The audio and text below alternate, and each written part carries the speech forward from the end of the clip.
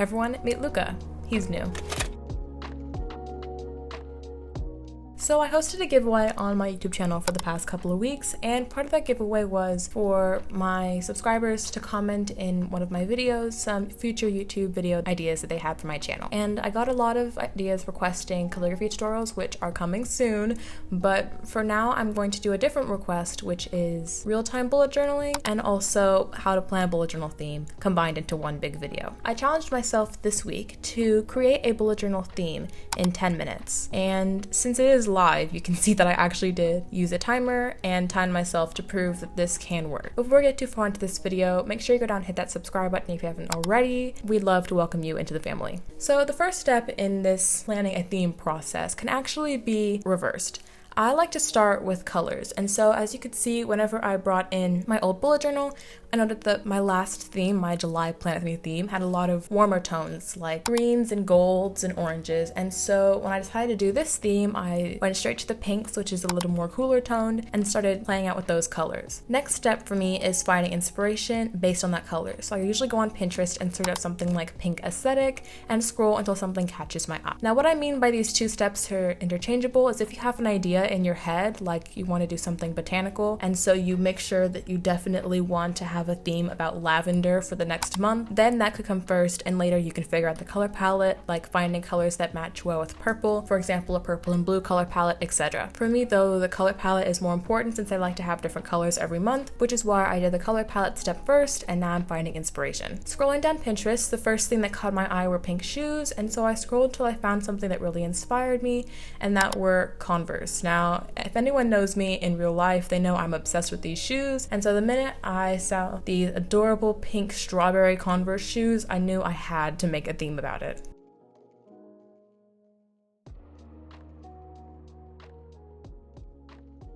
Now after you find a good inspiration picture that can inspire you to later create a full-on bullet journal theme, it's time to narrow down what that theme's going to be. So I have a couple bullets here, which are strawberries, Converse shoes, and pink doodles. Basically, my idea is after I found that inspiration picture, I wanted to make sure that this entire theme is going to be very girly and cute and pink and somewhat back to school inspired, because shoes always remind me of back to school inspired, I guess. So yeah, and then after I picked out those bullets, I made sure to sketch out a general idea of what I saw in the picture.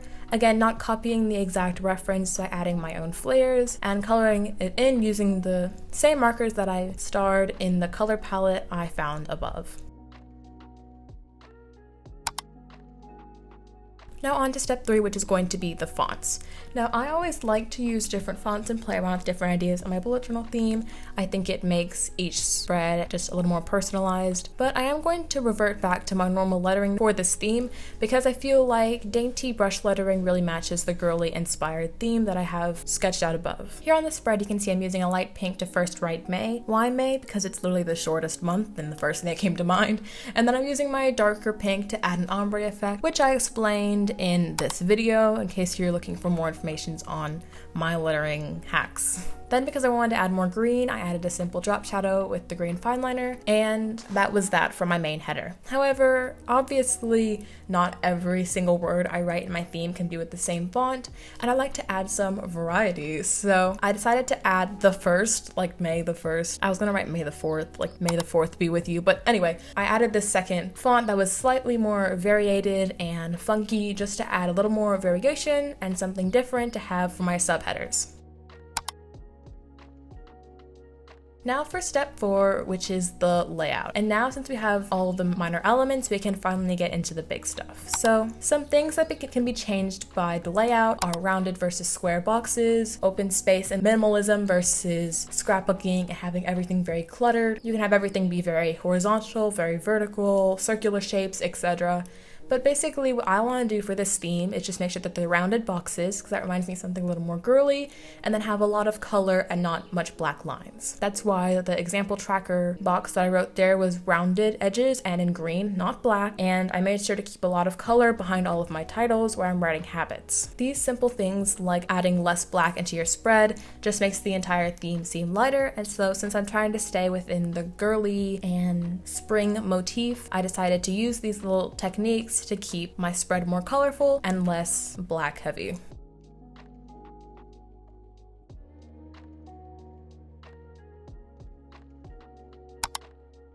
And now for step 5, which are the add-ons, and that's my personal favorite part of this entire system. So this is where you add extra things to your spread to make it pop and make it a little more busy, make it a little more personalized, etc. So the first add-on that I'm mentioning here is washi tape. And although I am struggling to take each of the different rolls out of the box, I selected 4 different tapes that are in the same color palette and would be a good way to add something special to this theme. If you're looking for a good washi tape basic set, I might link a couple down in the description box below, but washi tape is not necessary to make a bullet journal. It's just something fun to play with.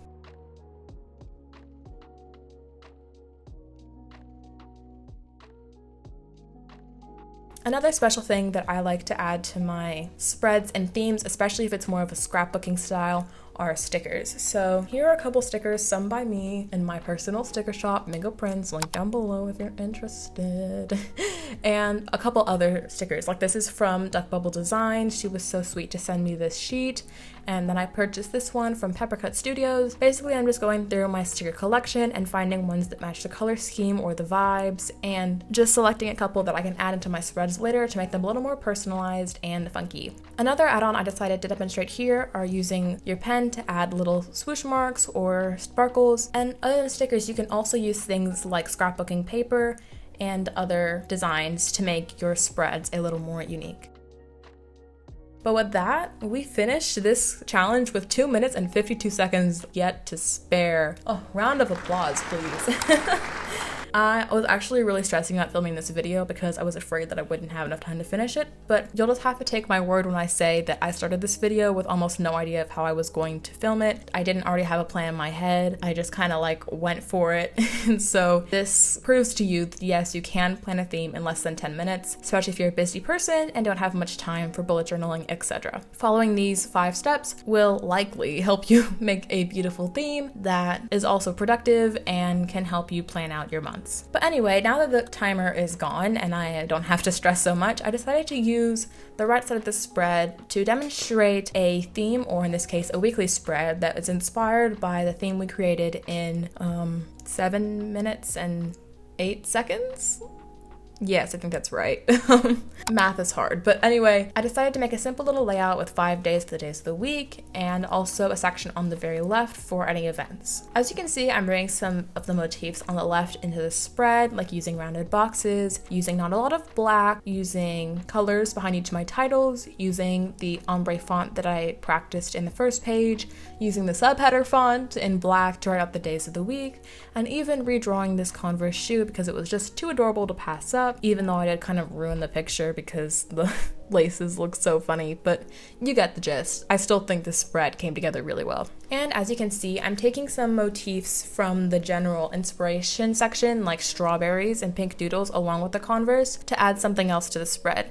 Instead of just drawing shoes everywhere, I decided to draw some pink strawberries on the right side of the page to add something different to draw but still coincide within the theme. And lastly are the just little add-ons that I talked about before that really elevate a spread. I'm putting some washi tape on the edges and also adding this sticker from Duck Bubble Design, which I think is so adorable. And after all the little details, the spread is pretty much done. Thank you guys so much for watching. If you got this far into the video, I hope you enjoyed this little challenge that I made for myself. If you did enjoy it, don't forget to go down, hit the like button, and subscribe if you haven't already. We are on the road to 1,000 subs, and I am so beyond excited. I already have a couple ideas of what we can do when we get there, so hitting that subscribe button will definitely help me out. And comment below this emoji if you got this far into the video. And yeah, I think that's going to be it. Sorry if my voiceover was a little crazy. I'm rushing because it's literally pouring outside. And yeah, I'll see you guys next week. Toodles!